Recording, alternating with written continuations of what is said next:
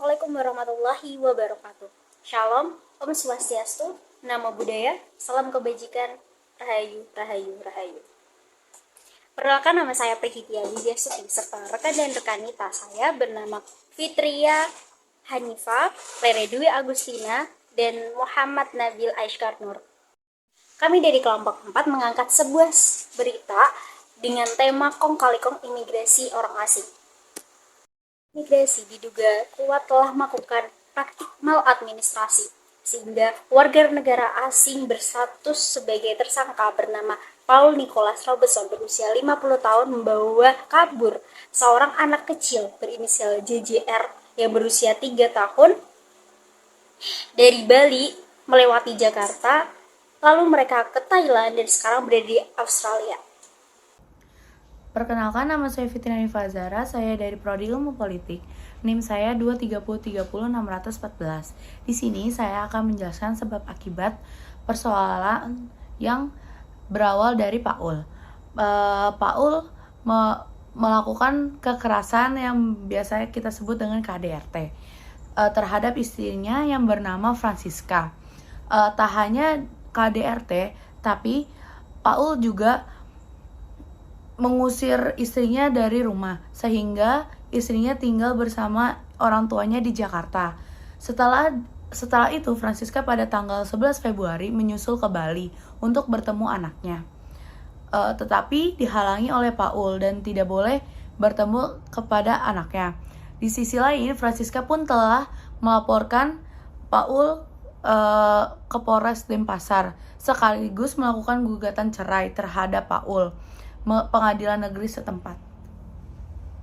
Selanjutnya ada cara pencegahan dari kasus tersebut. Yang pertama, ada melakukan pemberian dokumen perjalanan yang biasa kita sebut dengan paspor, izin berangkat dan izin kembali. Yang kedua, ada yang melakukan penentuan status keimigrasian bagi orang asing yang berada di Indonesia. Yang ketiga, yang terakhir, melakukan penelitian terhadap kebenaran bukti-bukti kewarganegaraan seseorang mengenai status kewarganegaraan tersebut. Terima kasih. Perkenalkan, nama saya Rere Dwi Agustina. Saya di sini akan melanjutkan pembahasannya. Paul 2 kali dipanggil oleh penyidik Polres Denpasar, tetapi pria warga negara Australia itu tidak hadir tanpa alasan dan secara diam-diam meninggalkan Indonesia di tengah gugatan perceraian dan hak asuh anak masih berproses di pengadilan. Sangat disayangkan lagi, penetapan Paul sebagai tersangka oleh pihak kepolisian juga telat.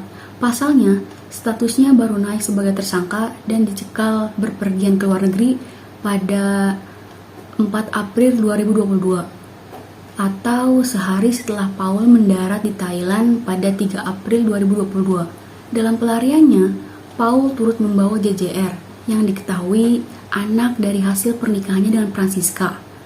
Ironisnya, saat dibawa kabur, semua surat identitas maupun paspor asli JJR sedang berada di tangan ibu kandungnya. Namun, bisa lolos keluar dari Indonesia melalui Bandara Soekarno-Hatta menuju Thailand tanpa menggunakan dokumen perjalanan apapun. Perkenalkan, nama saya Muhammad Nabil Aiskar Nur dari Prodi PPKN. Saya di sini akan melanjutkan pembahasan tadi.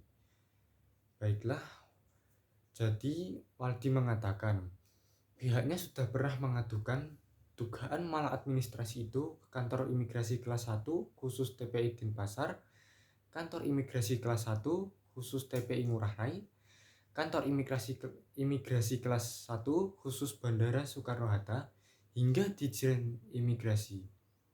Namun, hingga berita ini diturunkan, tak kunjung ada jawaban dan semua laporan dimuntahkan tanpa alasan.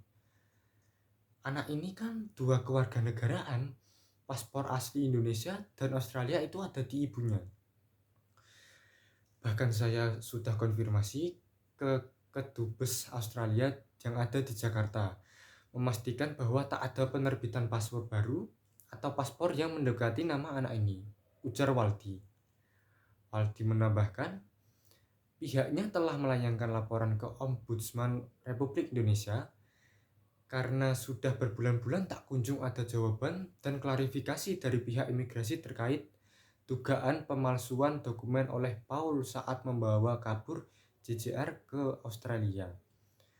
Bahkan, Ombudsman berjanji bakal segera menindaklanjuti laporan tersebut dengan memanggil pihak imigrasi terkait. Dengarkan pemaparan dari kelompok kami. Apabila ada salah kata mohon dimaafkan. Sekian dari saya. Terima kasih. Wassalamualaikum warahmatullahi wabarakatuh.